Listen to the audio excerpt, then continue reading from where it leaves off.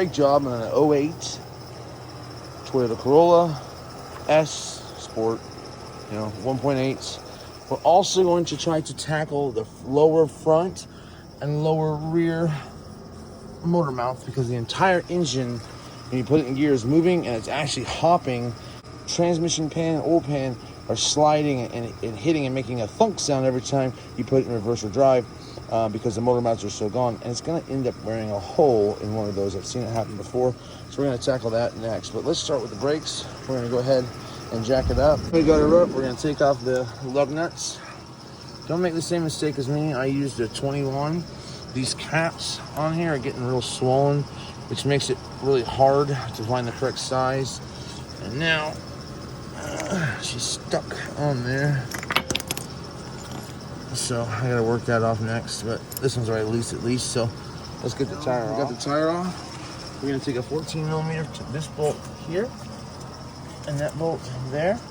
We just wanna make sure this partial floating caliper can move back and forth, so we're gonna put some grease on those before we put it right here and there. The contacts where the brake's gonna be, a little bit of grease on there doesn't help. And then I put the new piece and your new hardware on them. You just push that down in the grooves on both upper and lower. And then once you have those two on, you want to put on your new pads. Usually a lot of times when you put new hardware on, it makes it a little bit harder for the pads to go on, but just play with it. It'll get on there. It just takes a little maneuvering, a little elbow grease. So on, grease, and you have the hardware on. Let's go ahead and grab our tool here. It's 57111, which this is kind of an older tool. It might not even still be, but they have one just like it. So you're gonna take, this is for single piston calipers like this, because some of them will have two smaller pistons.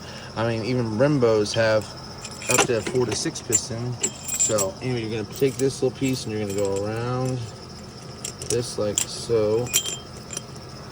And then you're gonna lay that out there.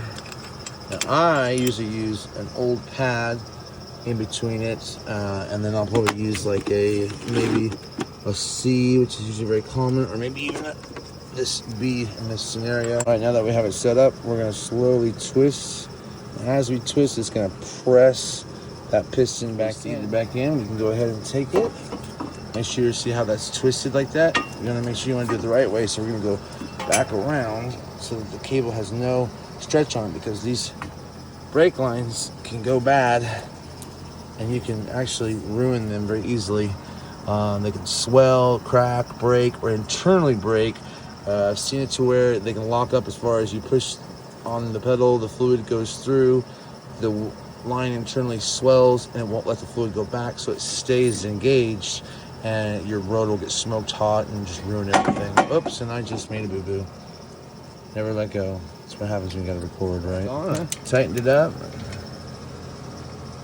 I usually do about 15 to 20 foot-pounds. You can check out your manual. Man, look how long that CV axle is. Passenger one's always longer. I've got to get that motor mount in there replaced. See how dark it is right there? That right there. Anyway, and then there's this front one. That went down on me. I had to put brand new Stabilis Lift-O-Matic or whatever they are. Anyway, I had to put those on. Pretty, I don't know where, well, it's right there. Pretty easy. Just kind of knock these little metal O-rings here. I'll just put a fly head underneath there and they pop right off.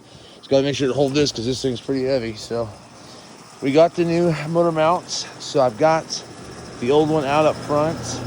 We got the brake job already done. We got to put this one back in place. But first, I got to get the other one out. I'm missing a nut. I think it's a 14 mil, right? Oh, I got to get that. That's pretty hard. We got both motor remotes out. So yes, you can move the motor. This one, you can see how it's all not like that. You shouldn't be able to move it like that. Where's the other one? Where's the other? I was going to show how bad the old mount. Yeah, this is the front one, but you shouldn't be able to. You should not be able to. You want to go ahead and change your mounts out before you wear your oil pan in a hole and get oil everywhere, or transmission. Yeah, so let's get it back in. I gotta get it from the top.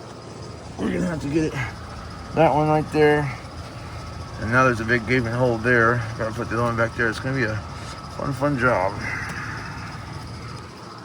We ready? I guess let's feed this one through. It's gotta go large volt forward.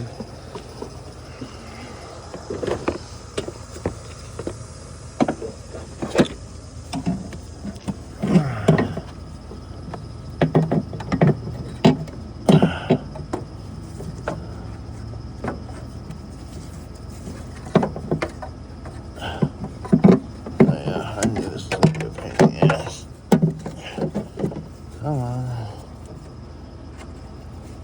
Man, that cable's filthy.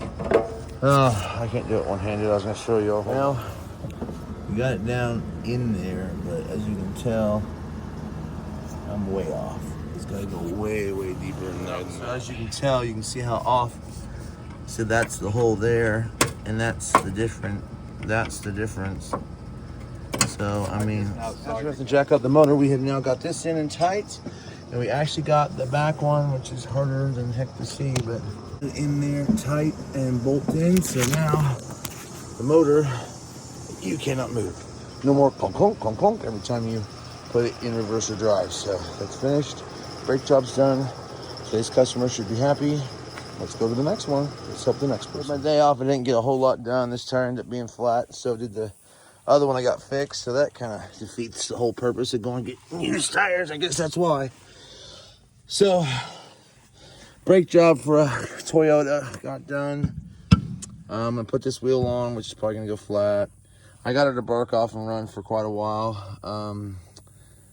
That's kind of all I've got done today.